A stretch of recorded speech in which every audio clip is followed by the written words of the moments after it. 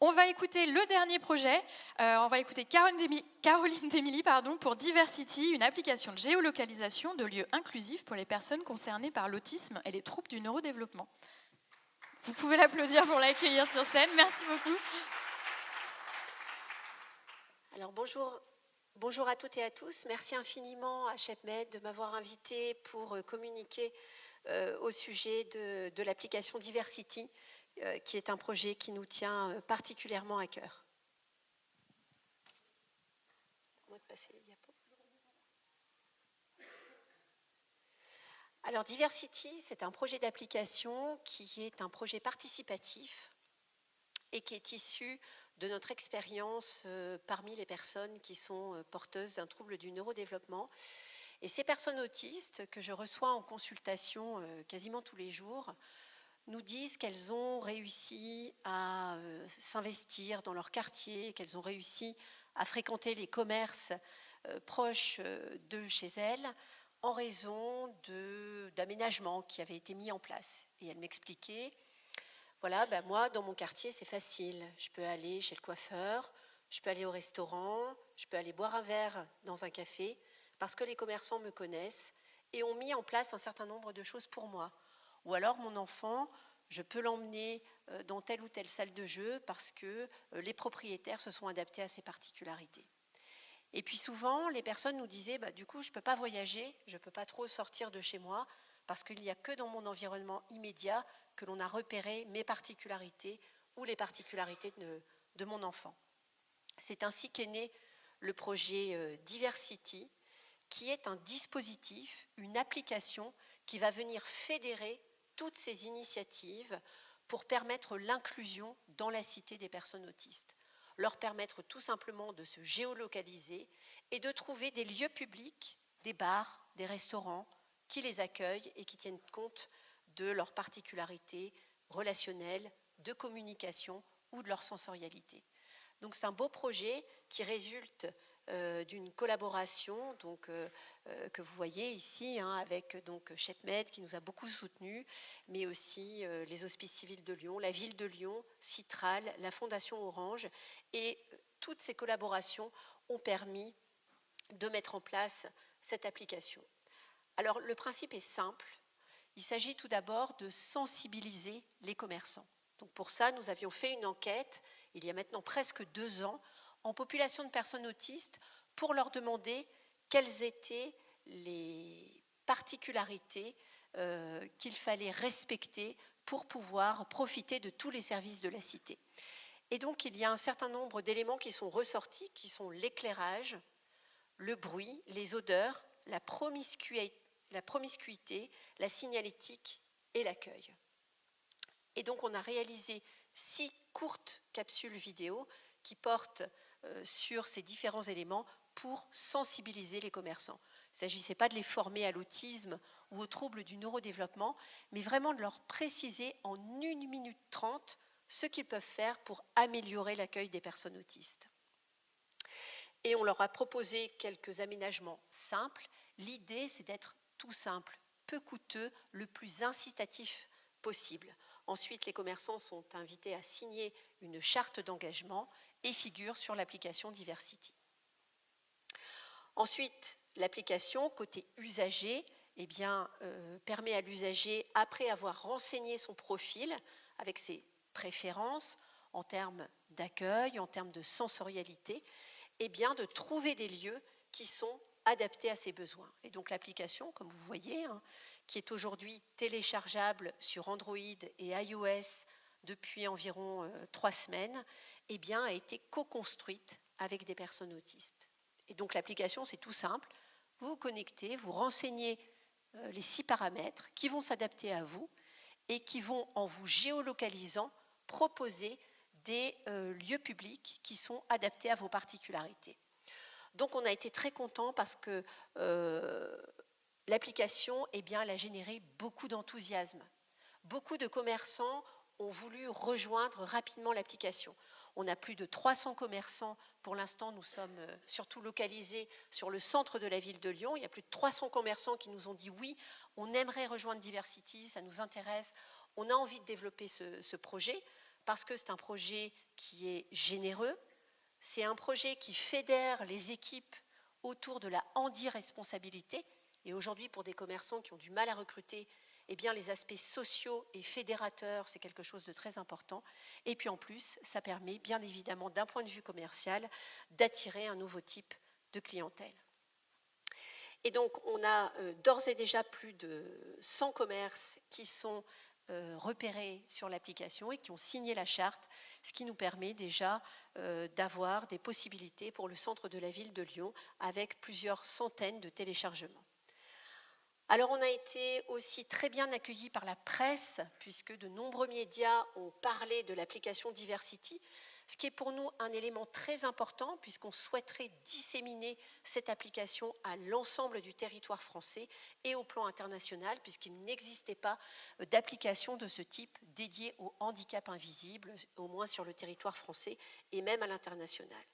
Et depuis l'engouement pour les médias, pour l'application, eh bien, nous avons des commerçants, des lieux publics qui ont visionné les capsules et qui se sont inscrits sur l'application un peu partout en France, notamment à Paris, à Rennes, un peu ailleurs.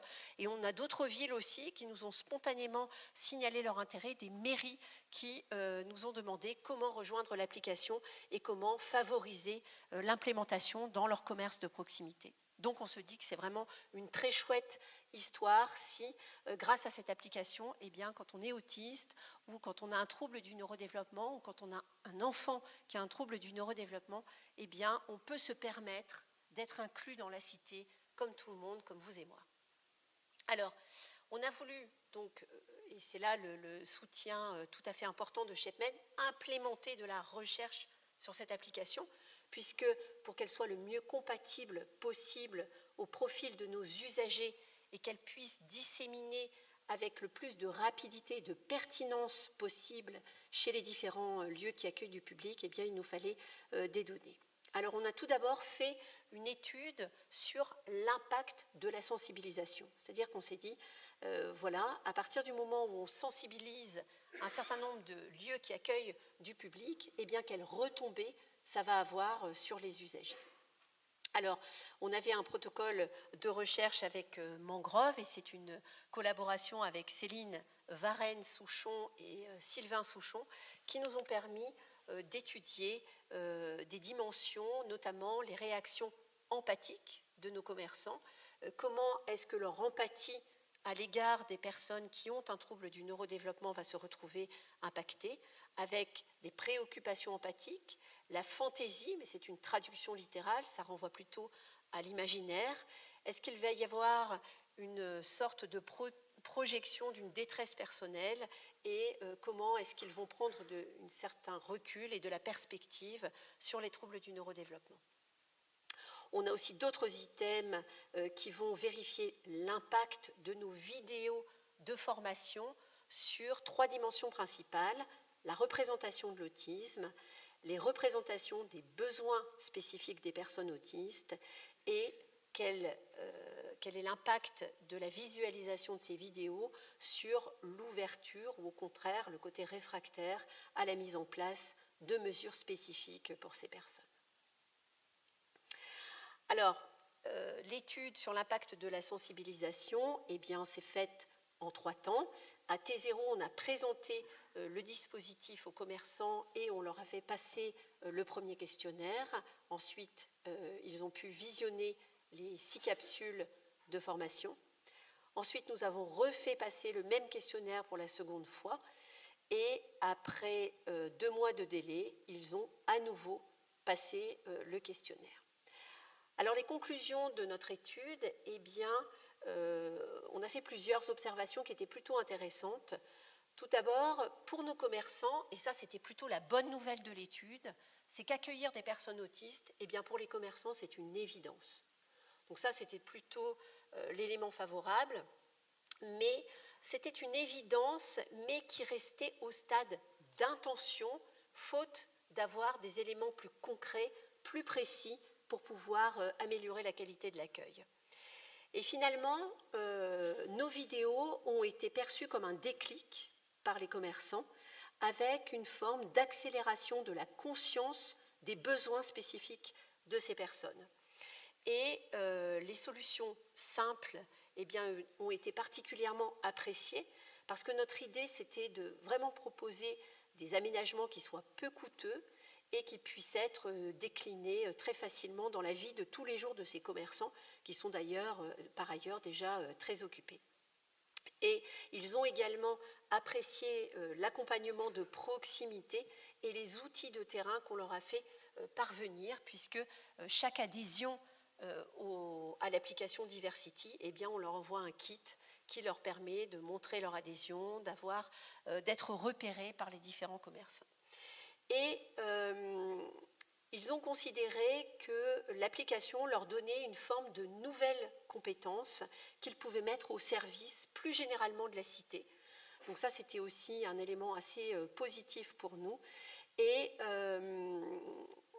ils ont considéré que ça dépassait la simple sensibilisation à l'autisme, mais que ça leur permettait de développer une nouvelle compétence pour accueillir ces publics particuliers.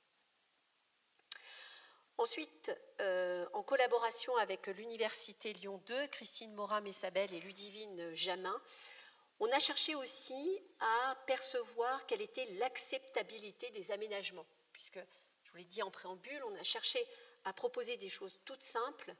Ça peut être, par exemple, pour un restaurant, proposer une table qui soit un peu plus à l'abri des regards, à l'abri du bruit. Ça peut être aussi un coiffeur qui nous dit moi, si la personne se présente le mardi matin, eh bien, elle va avoir un accueil très personnalisé.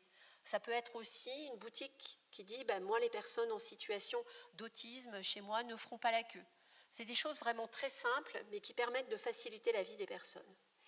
Alors, l'objectif de cette étude sur l'acceptabilité, c'était de comprendre les dynamiques globales d'adhésion ou de non-adhésion au dispositif, analyser la mise en place des aménagements et quels pouvaient être les freins à la mise en place de ce type d'aménagement, parce que si on veut diffuser, il faut qu'on comprenne vraiment quelle est la démarche commerçante et quels sont les freins pour pouvoir de notre côté développer des leviers à base de questionnaires et d'entretiens semi-dirigés qui sont encore en cours. Et pour cela, nous avons recruté des ambassadeurs Diversity, qui sont en général de jeunes étudiants ou des personnes concernées par l'autisme, qui vont chez nos commerçants, à la fois pour les démarcher et à la fois pour la passation de l'étude. Donc aujourd'hui, l'application est disponible, ce qui va nous permettre d'avoir des mesures écologiques, puisque, je vous le rappelle, la plupart des mesures que l'on a sur les besoins d'aménagement de l'environnement aux personnes autistes sont souvent des données qui sont issues d'études de laboratoire, et notre application va pouvoir vraiment nous permettre d'avoir des données in situ recueillies de manière très écologique. Ça va nous permettre aussi, à moyen et plus long terme, de développer une étude qualitative sur l'impact du dispositif sur la qualité de vie des usagers, puisque nous espérons que l'utilisation de l'application va pouvoir significativement améliorer l'inclusion des personnes autistes et va pouvoir de ce fait faciliter leur qualité de vie. Au-delà de l'autisme, cette application est bien sûr utile pour d'autres types de populations. On pense à tout le champ des troubles du neurodéveloppement, les personnes qui ont un trouble du développement intellectuel, qui ont une épilepsie sévère ou qui ont un TDAH. On pense aussi aux personnes âgées. On pense aussi aux personnes qui sont porteuses de troubles de la santé mentale. Des personnes nous ont aussi fait un retour autour des femmes enceintes qui ont besoin d'un environnement plus calme et plus apaisé. Et plus généralement, notre idée d'application a aussi été guidée par le fait qu'un monde qui s'adapte aux particularités de l'autisme est un monde meilleur pour tous. Et puis, j'ai particulièrement aimé l'idée qu'il s'agit d'une vision très horizontale du handicap. C'est-à-dire que ce sont les personnes autistes qui, avec leurs particularités, nous apprennent quelque chose de notre société, et ce n'est pas nous qui avons un regard très vertical de médecin à patient. Je vous remercie beaucoup pour votre application, j'ai terminé, et je vous invite à la télécharger sur iOS et Android. Merci beaucoup. Merci.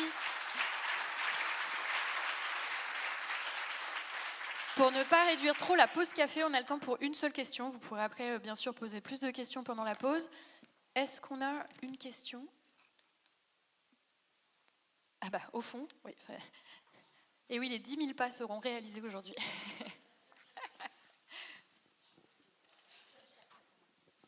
Oui, bonjour, merci beaucoup pour cette présentation, c'est extrêmement intéressant. J'avais une question par rapport à la position des personnes autistes. Quand vous mentionnez qu'un commerçant réserve un créneau particulier ou qu'elles ne feront pas la file d'attente, ça veut dire qu'elles doivent exposer leur statut. Est-ce qu'elles sont à l'aise avec ça ? Enfin, est-ce que ça a été mentionné, le fait de devoir révéler son statut d'autisme ? Alors, on a effectivement, alors on n'est pas obligé de révéler son statut d'autisme, mais merci beaucoup de cette question parce que c'est quelque chose qui nous a beaucoup intéressé. Alors tout d'abord, quand on se connecte sur l'application, quand on télécharge Diversity et qu'on se connecte sur l'application, on ne renseigne pas son diagnostic. C'est-à-dire, on ne dit pas je suis autiste, j'ai un TDAH, on ne renseigne pas. On renseigne juste ses particularités. Mais vous et moi avons des particularités aussi. Hein. Moi, je n'aime pas trop le bruit, par exemple. Et je peux me connecter sur Diversity et noter que je suis sensible au bruit. Donc, on cherche à plutôt avoir un retour des utilisateurs de Diversity. Et donc, ces utilisateurs se présentent comme étant des utilisateurs Diversity aux commerçants et ne renseignent pas un diagnostic, ce qui est déjà un peu différent. Ensuite, on souhaite mener une étude qualitative chez des personnes autistes et voir quel est leur ressenti en analysant les verbatims sur l'utilisation de l'application. Ça, c'est quelque chose, c'est une recherche qui est à venir. On a eu un retour assez indirect parce qu'on a eu la chance d'être interviewé par Hugo Décrypte. Alors, je ne sais pas si vous connaissez Hugo Décrypte. Moi, je ne connaissais pas, mes enfants connaissaient, moi, je ne connaissais pas. Mais donc, c'est une application manifestement très connue sur Instagram. Et on a eu quasiment 1000 commentaires de personnes autistes après le reportage d'Hugo Décrypte qui nous disait « Merci, génial, je suis autiste, j'aurais vraiment voulu avoir ça plus tôt, c'est formidable, etc. » Et on a même vu des choses assez incroyables. Et Madame Daneker, notre responsable de la communication, était ravie. On a vu « I love Vinatier »,« J'aime le Vinatier »,« Le Vinatier, I love you ». Alors c'était quand même un retour formidable. On va finir là-dessus pour la pause café. Merci beaucoup tout le monde. Merci à tous pour vos présentations.